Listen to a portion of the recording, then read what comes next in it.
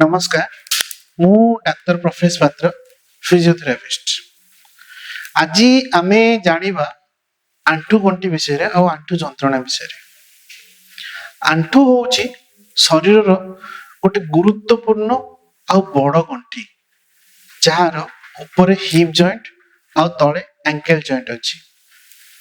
आंठू basically तीनटा हाड़ को नेकी गठित। ऊपर थाए हमर फीमर, तळे थाए टिबिया और आग पटे गोटे चौकी आड़े थाए जार ना पेटेला थाए। ता छड़ा आंठू भितर बहुत गुडे सपोर्टिव स्ट्रक्चर थाए जेमति कि लिगामेंट, मसल्स, कैप्सूल्स थाए आउ केते गुडे प्रोटेक्टिव स्ट्रक्चर थाए जोटे कि आपनकर मेनिस्कस हैला, कार्टिलेज हैला, साइनोवियल फ्लूइड्स हैला। ए सब जिंस को नेकी आंठू गंठी तैयारी हेते। आंठू गंठी रे शरीर रो सबुठारु अधिक ओजन पड़ी थाए। सेति पई आंठू जंत्रणा हवाटा बहुत कॉमन थाए। आंठू जंत्रणाटा सब वर्गर लोकन को आजिकली देखा जाउची। छोट पिल्ला ठारु नेकी वयस्क लोक पर्यंत समस्त को आंठू जंत्रणा होउची। तो आंठू जंत्रणा भितरे ओस्टियोआर्थराइटिस नी होउची गोटे बहुत बड़ कारण। आज हमें ओस्टियोआर्थराइटिस नी विषय रे जानिबा। ओस्टियोआर्थराइटिस नी कोन? ओस्टियोआर्थराइटिस नी होउची गोटे कंडीशन, एटा गोटे बयस जनित रोग। बेसिकली ए रोगटा 40 रु ऊर्ध्व लोक मानकु आ महिला मानकु बेसी देखा जायताय। एथिरे कोन हुए, हम जो दीटा को हाड़ अछि, ऊपर हाड़ और तळ हाड़, ए तळ हाड़ भितरे ऊपर और तळ हाड़ भितरे गोटे गैप रहया कथा। सो गैप रहिले आंठूर मूवमेंटटा प्रॉपर्ली हेई परिबो।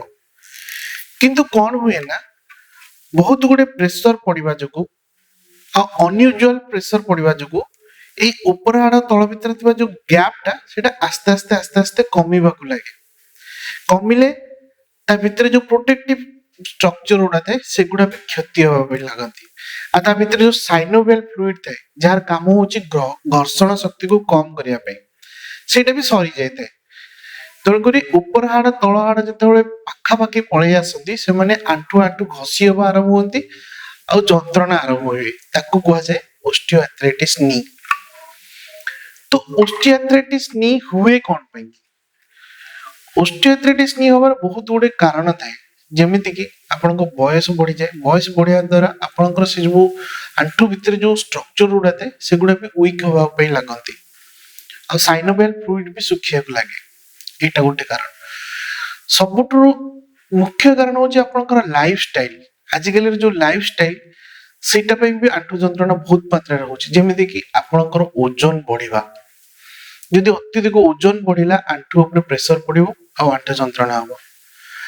आंठू को अनयूजुअल माने रिपीटेटिवली आपण जदि यूज करिवे बिना रेस्ट देकी ता द्वारा भी आंठू जंत्रणा बढ़िबो। जेंति कि आपण जदि बेसी समय छिड़ा होचोंती, जदि आपण आंठू माडी की बेसी समय किछि काम करूचंती, पाहाच ऊपर तळ बेसी समय होचंती, चक्का पके की बसुचंती, आपण जदि खाली पादरे सब बेले चालुचंती आ बसा वाला पायखाना जेंति आपण इंडियन टॉयलेट एको भी जदि बेसी समय यूज करसंती, ए सब जिंस कोन करे ना आंठू भितर थिबा सब सपोर्टिव स्ट्रक्चर को नष्ट करि दिए आ सेटा आस्ते भितर जो कार्टिलेज था सेटा भी क्षय हुए आ हाड़ हाड़ घसी होबा को लागे आ आंठू जंत्रणा आ ओस्टियोआर्थराइटिस नी हुए।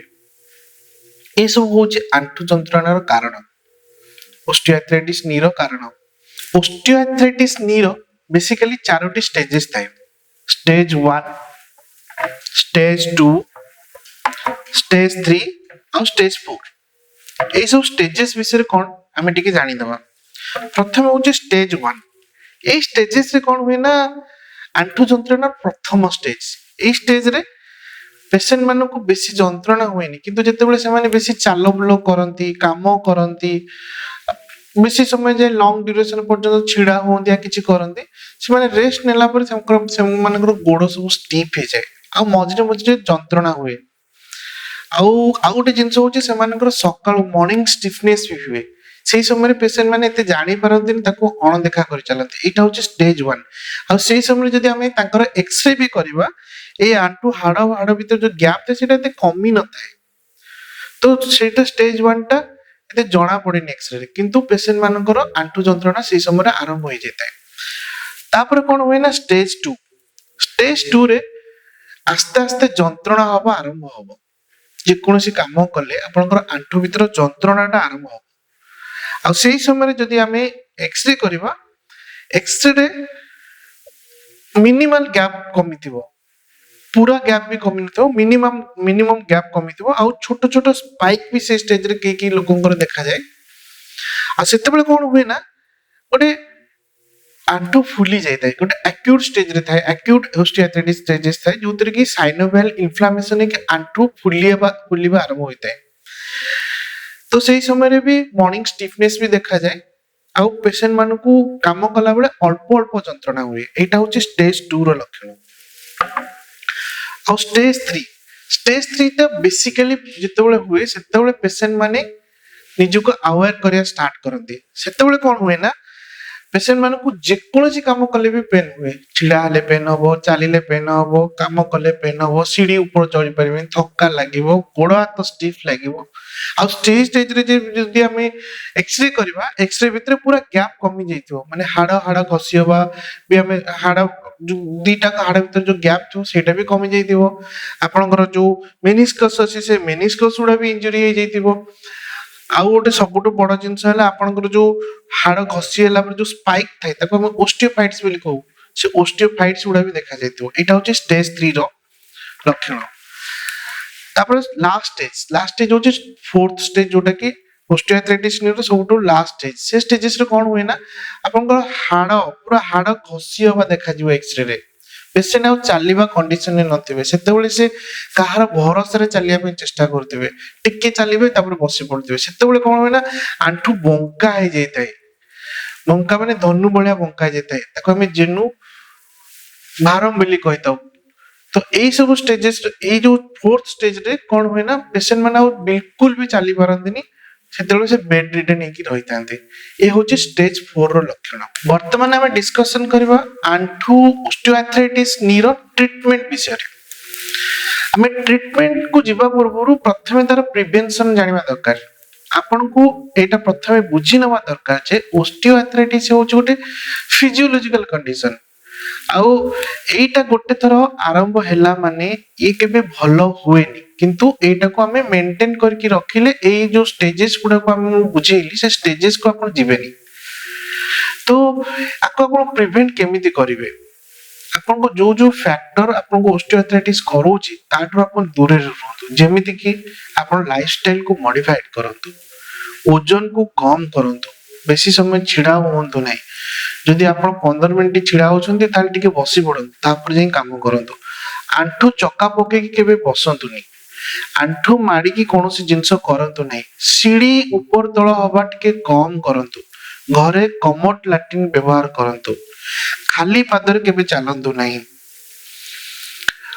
पानी सफिशिएंट पियंतु आउ आंठू को प्रोटेक्ट कला बेला सुस्थ खाद्य आपण नै परिबे एई सब जिंस को जदि आपण मानिबे ताहले आंठू जंत्रणा को आपण किछि मात्रा रे कम करि परिबे तो ये होचे आपनकर प्रिवेंशन वर्तमान हमें ट्रीटमेंट करबा ट्रीटमेंट आंठू ऑस्टियोआर्थराइटिस रो हमें बेसिकली तीन प्रकार वे रे ट्रीटमेंट करू प्रथम होची मेडिसिनल ट्रीटमेंट जोतिर कोन करनते ना डॉक्टर माने आपन को किछि मेडिसिन्स दियंती पेन किलर दियंती आंठू सपोर्टिव मेडिसिन्स दियंती आ किछि किछि क्षेत्र जेतेबेले आंठू फुली जायते साइनोवियल फ्लूइड फुल लेगिते ता भीतर से माने इंजेक्शन से फ्लूइड काढी के ताको सपोर्टिव ट्रीटमेंट करंती एटा होची मेडिसिनल ट्रीटमेंट तापर होची कंजर्वेटिव ट्रीटमेंट माने जोटा कि बेसिकली हमें कंसीडर करू फिजियोथेरेपी को सेतरे कोन होय ना हमें फिजियोथेरेपी होची ऑस्टियोआर्थराइटिस रो सबटो बेस्ट ट्रीटमेंट सेतरे कोन करू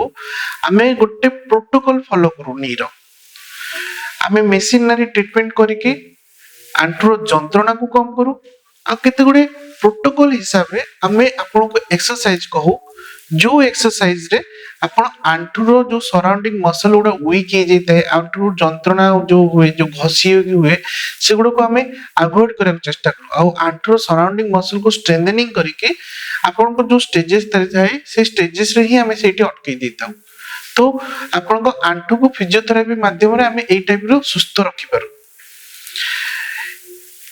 मेडिसिनल ट्रीटमेंट आउ conservative treatment up to grade 1 to grade 3 पर्यंत संभव होता है।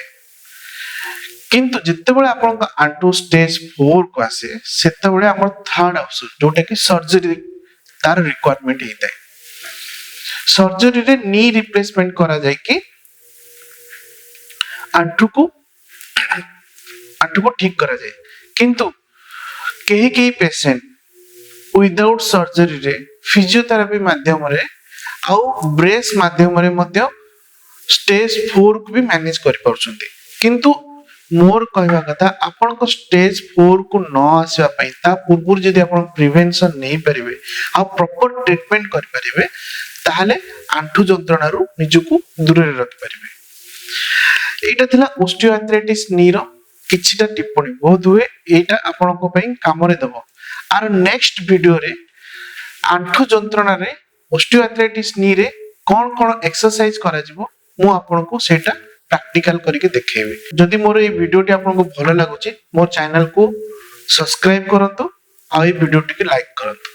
Thank you.